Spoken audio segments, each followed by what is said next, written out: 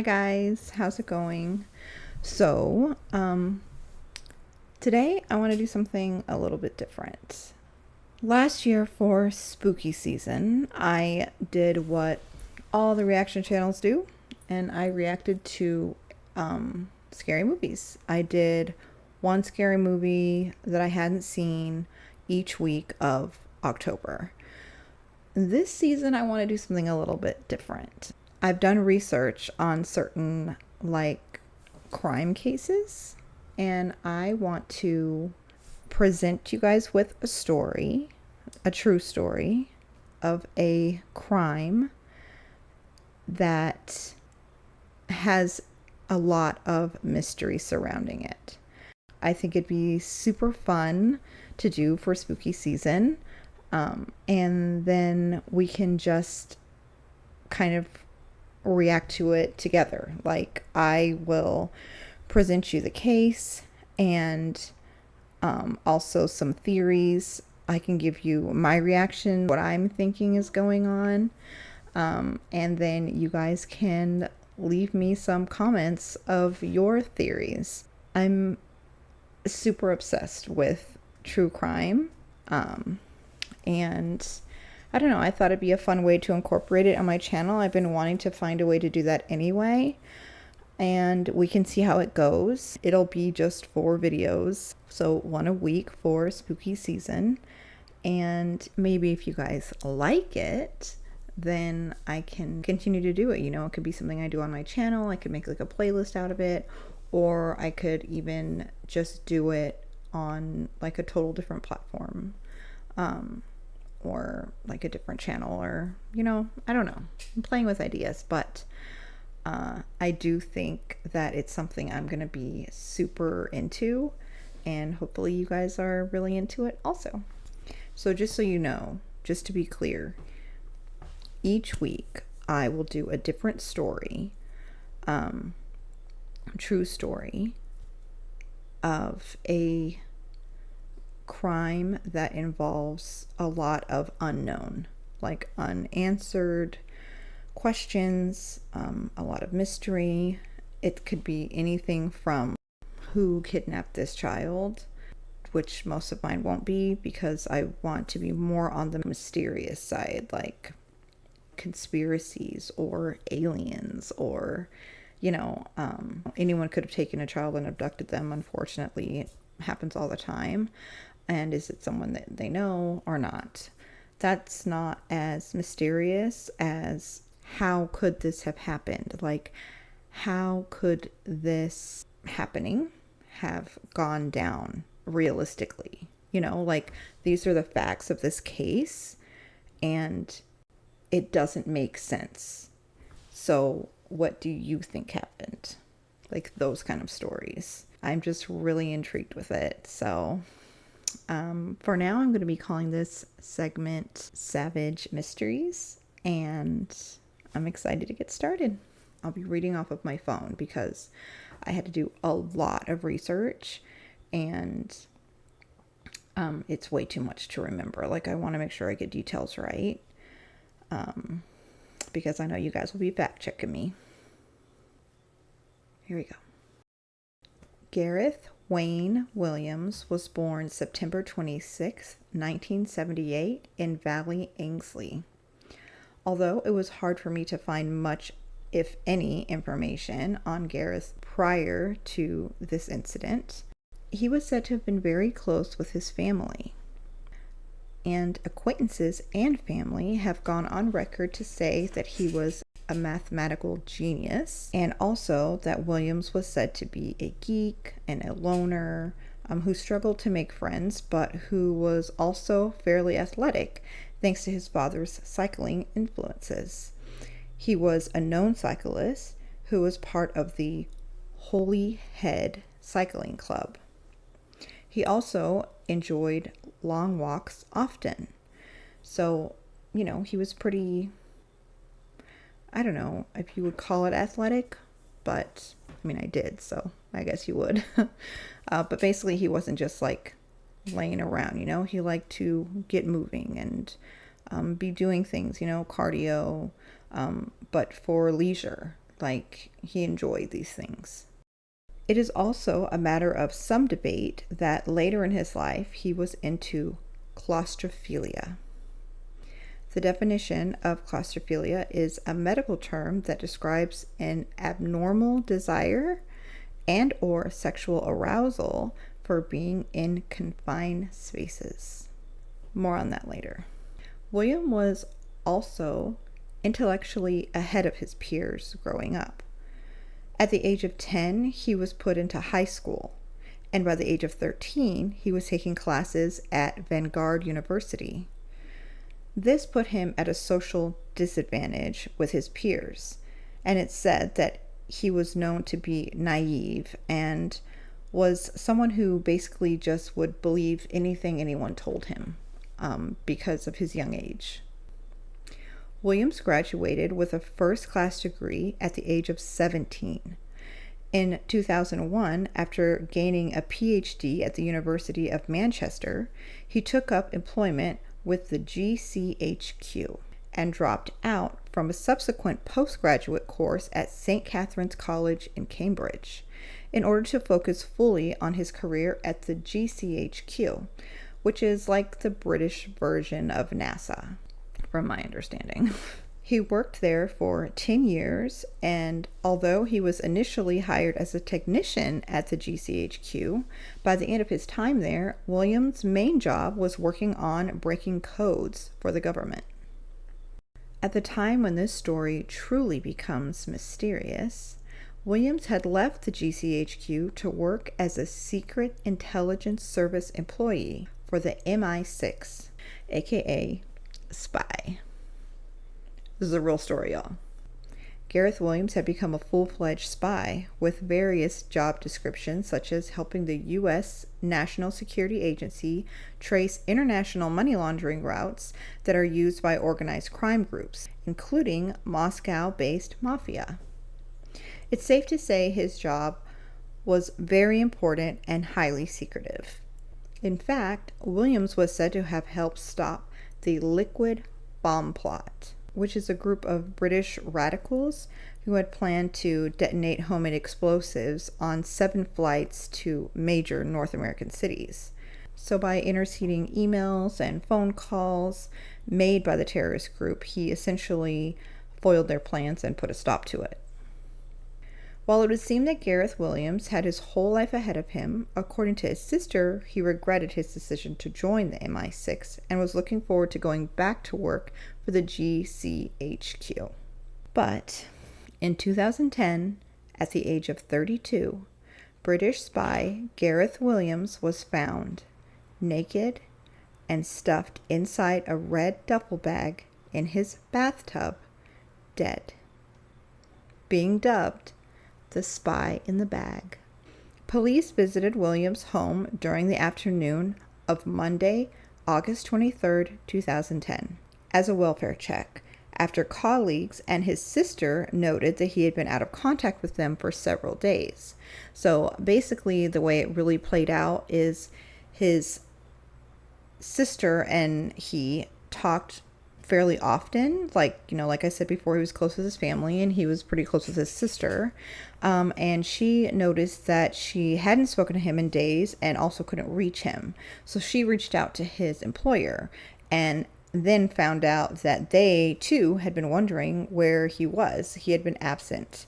So collectively, they reported him missing to the authorities.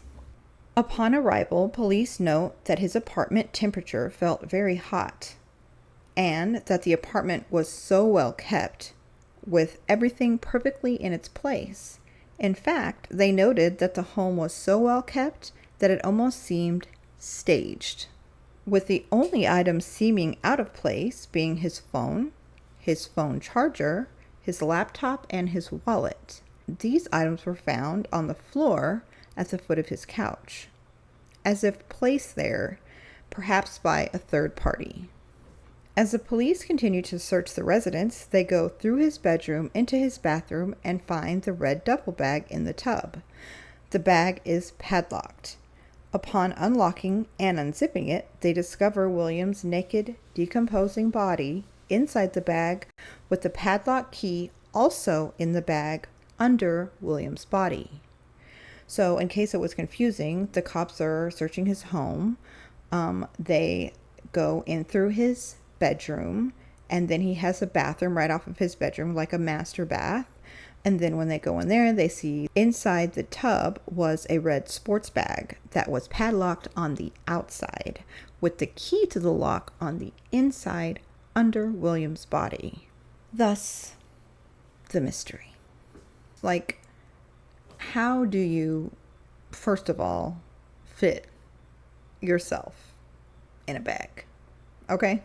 Like, how do you put yourself in a duffel bag and zip it up? Period. On top of that, how are you going to lock it on the outside but have the key on the inside? You don't. You don't.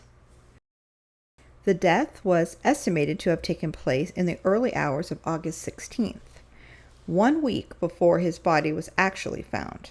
His body was found at an advanced stage of decomposition. Upon investigation, it was discovered that the heat in his apartment was turned up fully, despite it being summer. August, in fact, the hottest month of summer. This is a known professional trick to speed up decomp and leave none to little real evidence, and also to give no accurate time of death. Inconclusive fragments of DNA components from at least 2 other individuals were found on the bag, but that could be from anything from airport handling to cellar handling, etc. And a forensic examination of Williams' apartment concluded that there was no sign of forced entry or of DNA that pointed to a third party present at the time of his death. An expert brought in to examine the bag in which Williams' body was found concluded that Williams could not have locked himself in the bag. A police spokesperson stated that, quote, if he was alive, he got into it voluntarily, or if not, he was unconscious and placed in the bag. Coroner Fiona Wilcox said that there were no injuries on his body and no signs that he had been involved in any kind of struggle, no defensive wounds. His body was also free of any alcohol or common recreational drugs, which, duh. I mean, if you consider his occupation, he would be tested regularly and could lose his job. If he was found to have failed a drug test. So, yeah, that's not surprising to me. I feel like, of course, he had no drugs in his system. Unless he was drugged. The coroner found that Williams' death was, quote, unnatural and likely to have been criminally mediated. The coroner was, quote, satisfied that on the balance of probabilities, Gareth was killed unlawfully. There was insufficient evidence to give a verdict of unlawful killing, though. The coroner concluded that another party placed the bag containing Williams into the bath and, on the balance of probabilities, locked the bag. The coroner said that Williams was probably alive when he was put into the bag and that he probably died shortly after from CO2 poisoning or from a short-acting poison. But get this. No fingerprints anywhere on or in the bag, on or in the tub were found. None. Not on the zipper, not on the padlock, none. Which the coroner said supported her assertion that there was third-party involvement. Clearly someone had cleaned up, right? Like, had wiped the place down, wiped the fingerprints away. But, like, how can you, yourself, me, myself, do all of that to myself and not leave prints all over? You can't. Okay, calling back to the claustrophilia. Many sources I found state that most of his browsing history on his computer and laptop involved the subject of claustrophilia. But in 2010, police released further details stating that Williams had only occasionally spent around 30 minutes to an hour on bondage websites, and added that there was no evidence that he was obsessed with bondage and no other pornography was found. So it kind of goes to show that sources bring up and almost cling to things that are really just basically insignificant. Another example of this is there are a lot of sources noting other things that he was into, based off of search history and also items found around his apartment. But these details have absolutely zero connection to his mysterious death, and therefore I will not be including or discussing them here. Like, people are into what they're into, okay? Or not. Simple as that. And all I can think is, like, I cannot imagine dying some horrible death and then everyone going over my search histories, pornography or otherwise, and theorizing what kind of a person I was or how I died based on those findings. Like, no. No. I'm only mentioning the claustrophilia for obvious reasons. It's like a possible connection to why he would end up in a confined bag, right? Like, that is a possible connection to the mystery of his death. Other findings had no connection. The coroner rejected suicide, interest in bondage, and all other autoerotic activity being involved in Williams' death. She said his visits to bondage websites only occurred intermittently and were not of any frequency to indicate an active interest. So she's basically saying the same thing that the policeman said. And I mean, it's basically like when you're browsing porn and you're like, I'm extra worked up today. Let me click on this one and see, you know what I mean? Like, it's not like sometimes you look into something that you're not necessarily typically into. I feel like that's what they're saying. Like, it was not an obsession. It was not a pattern. It was not something that he was typically researching. And I'm going so far into this because there's a lot of people theorizing online that he was super into it, based on this discovery, and that he was practicing being in confined spaces, and that he put himself in the bag and couldn't get out and died an accidental death.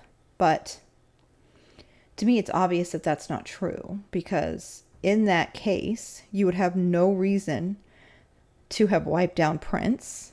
You also, it's impossible for you to wipe down your own prints after death. There would be prints in the bag. There would be evidence that he was trying to get out of the bag once he realized that he couldn't get himself out. There would be evidence on his fingernails, of like trying to pry through the zipper. Like, nothing. None of that was found. So, people are dumb. One thing I think is important to note is that Gareth had done work for multiple agencies over his time as a spy. Because of this, when the investigation started, multiple agencies and organizations demanded allowances to do investigations of their own. But this becomes problematic, as one agency would hinder the next agency by stalling investigations due to sensitive materials at risk. Example, the police were forbidden to search his office due to risk of secret MI6 information getting leaked, etc. So essentially, both police and the SIS were deliberately sabotaging each other. So they were keeping key information away from the other party and even giving false leads. So trashy, shoddy investigation. And also completely just dismissing the fact that this is an actual human who deserves to have his death honored and solved. I mean, if there was foul play, which clearly to me there was, yeah, he deserves a lot better than, what's essentially just jurisdictional competition. Okay, now for some conflicting statements and opinions. Metropolitan Police Deputy Assistant Commissioner Martin Hewitt, it's a mouthful, Martin Hewitt announced that the most probable scenario was that he had died alone in his flat in central London as a result of accidentally locking himself inside the bag, which seems to suggest that Williams was practicing the prior type of activities that we discussed, and also I already went on how and why I believe that that is a dumb conclusion. So he made that statement, right? He's like, clearly he put himself in the bag because he's into bondage and he couldn't get out and died. That's his conclusion. So then the coroner does a coroner's inquest in March of 2012, and she found that a second person was either present when Williams died or someone broke in afterwards and stole items. Although there was no forensic evidence to support this view, there was no signs of forced entry. Also, it was noted that the door and locks had been removed by the time the police and experts had become involved. So I only read that on one site. I didn't know if I should include it or not. I don't really fully understand it. I couldn't really find it anywhere else, like what that means, that the doors and locks had been removed, like before the police could get involved. So when they showed up to search, the door and locks were gone, because that is super sus. So I feel like I'm misunderstanding. Like, that is how it's written, but I don't know.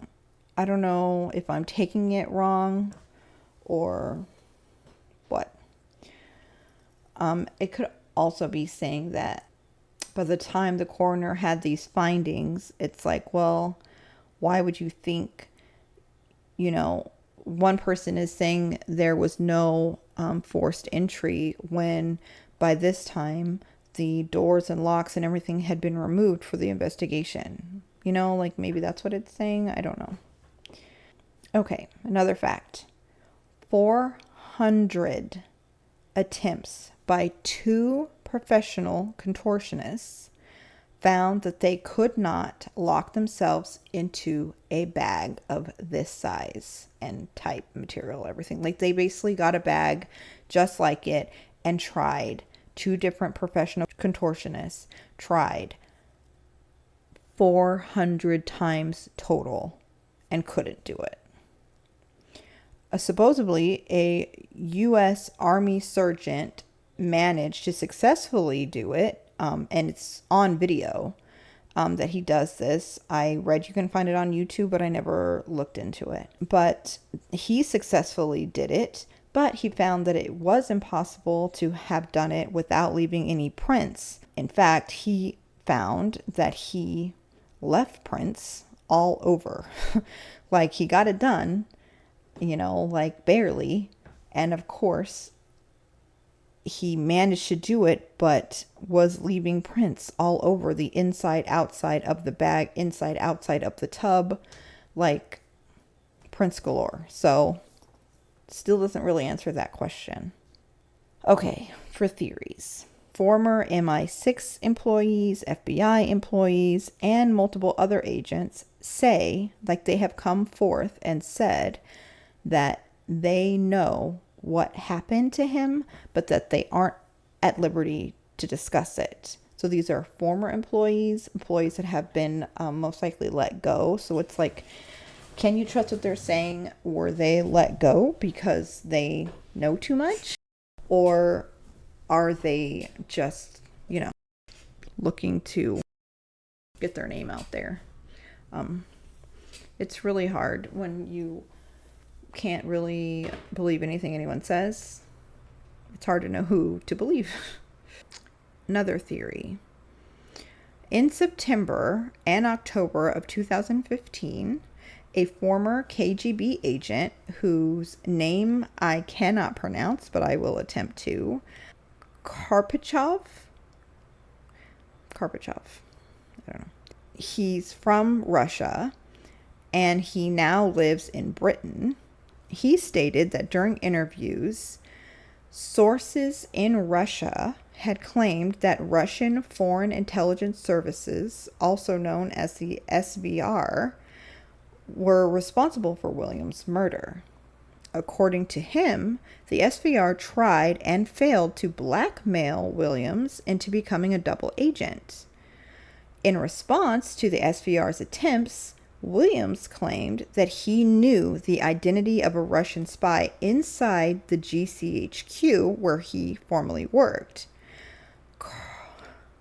This guy that I can't pronounce his name claimed that Williams' threat meant that the SVR then had no alternative but to exterminate him to protect their agents inside the GCHQ. And that was his wordage, exterminate him. Regarding the cause of death, he claimed that the SVR killed Williams, this is a quote, by an untraceable poison introduced into his ear. Which kind of goes to what the first coroner had said, right? That there was no drugs or anything in his system, but that he could have been poisoned with a short-term poison, like a poison that will be untraceable after a short amount of time. Also, it is worth noting that he wasn't found until a week later, and the heat was all the way up to speed up decomp. So those things all factor into any trace of poisons and drugs being out of the tissue. Another claim. The landlady of a flat that Williams had rented previously said that he and her husband had once found Williams shouting for help with his hands tied to his bedposts. He said that he was seeing if he could get free. They cut him free, believing that this was sexual in nature rather than escapology. Later, these claims were found to be untrue. So, side note, the definition of escapology is the practice of escaping from restraints or other traps. So kind of self-explanatory. So basically she came out and she was like, yeah, I knew him. You know, he was my old tenant and I totally heard him screaming for help. And me and my husband ran in there and we were like, how did this happen? As we're cutting him loose. And he's like, oh, I was just did it myself and trying to see if I can get out of it. Right? Which goes with the bondage theories. But it was later debunked that was true at all. So basically she was just someone who read about his death and had him as a tenant in the past and wanted her 15 minutes of fame and was like, yeah, I totally knew him and that bondage story is totally real. I mean, we caught him ourselves tying himself up and he said he was just trying to do it for fun, like to see if he can get out of it. And I think it was sexual, you know? So, I mean, that's the story. I just find it so fascinating. Like when you think about all the details, you know, like it's already fascinating because he's a spy. And there's actually multiple spy death stories that I know of that if you like this one or you guys want, I can do videos on those ones also. They're not like this, but they are very like mysterious and these ones are actually the person is not a known spy. It's more like the evidence points toward maybe they were a spy. Just really mysterious happenings around their death that point to that. But anyway, I just think it's fascinating with this one in particular, you know, that people to this day swear that he put himself in the bag because he's into bondage, and just completely dismiss that there was no prints found and no DNA evidence. Like, even his own prints. How is that possible? You know? Like, if I'm going to kill myself, there's gonna be prints. You know? If I get trapped somewhere and end up dying on accident, there's prints and sweat and, you know, DNA all over the place from me. Just like if someone were to kill me, there is naturally going to be prints and or DNA unless the people do something to prevent that. You know? Like, to me, it is common sense, and it's also crime 101. Like, you're going to wipe down the gun. You're going to wipe off your prints. You're going to wear gloves. You're going to clean up. You're going to bleach the place. Like,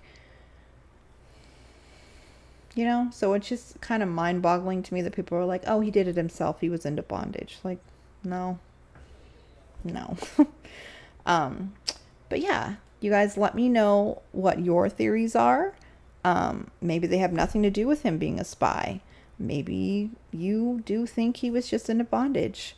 Or maybe you do think, you know, it had to do with his agencies. Or, you know, I feel like it was kind of all the research I had pointed toward the other agencies trying to trip each other up so that certain information wouldn't get leaked.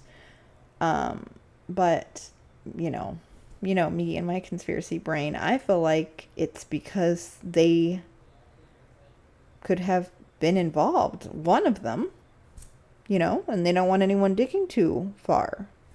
But even without that, obviously, yeah, if you're a intelligence agency, you're not going to want local police digging through your paperwork. But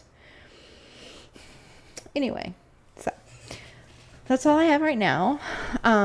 You guys let me know what you thought of this, how you feel about it, and whether you like it or not. I will be doing 3 more throughout October for spooky season, but hopefully you do like it and I can continue doing them. I think they're really fun and interesting. I'm going to have the next 3 will be nothing like this one. So they will all be mysterious circumstances, unexplainable events, evidence that doesn't really make sense with reality, but still factual evidence. But, you know, not necessarily like a murder or a death or, you know, a spy or anything like that. Like, I wanted all 4 stories to be pretty different from each other, just to kind of give you guys a taste of just how vast the variety of these cases can be if I continue to do this, which I really would like to. So, all right, you guys, please leave comments and let me know what you thought of it. And also give some grace. This is my first time doing anything like this. So if I was all over the place or maybe not reading it the best or something, I will improve, I promise. And yeah, don't forget to like and subscribe and support me. Thanks, guys. Bye.